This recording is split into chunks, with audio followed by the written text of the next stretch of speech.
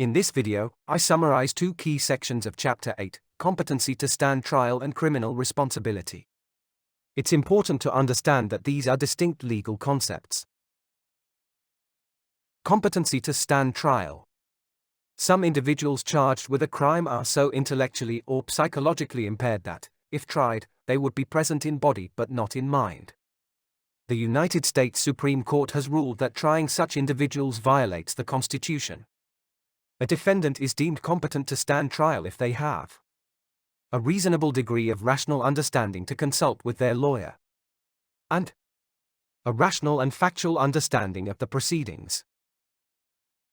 To uphold individual rights and maintain the dignity of the court, a person deemed incompetent cannot be tried.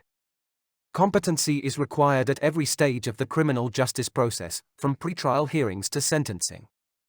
Historically, if a defendant was found incompetent, they were committed to a secure hospital indefinitely, until deemed competent.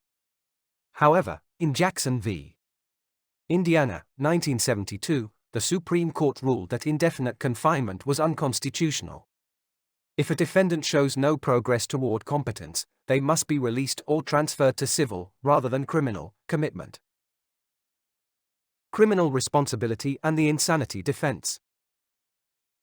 While competency to stand trial concerns a defendant's current mental state, criminal responsibility focuses on their mental state at the time of the crime. If a defendant pleads not guilty by reason of insanity, NGRI, the legal question is, did they understand the nature of their actions when committing the crime? Insanity is a legal term, not a medical one. The insanity defense argues that a defendant's mental illness prevents them from being held criminally responsible. However, insanity defenses are rare and even less frequently successful, especially in serious cases.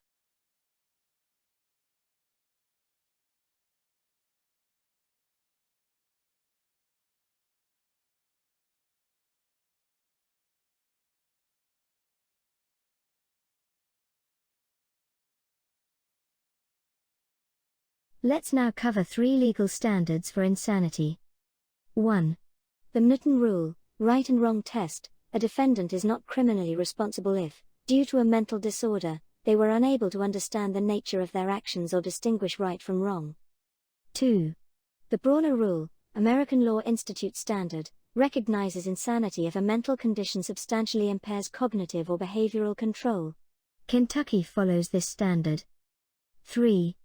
The Durham Rule, a rarely used test stating that a defendant is not responsible if their crime was a direct result of mental illness. Some states offer a guilty but mentally ill, GBMI, verdict, allowing a defendant to be convicted even if they meet insanity standards. While this verdict suggests they will receive treatment in prison, treatment is not guaranteed. Again, be sure and read your book for more details.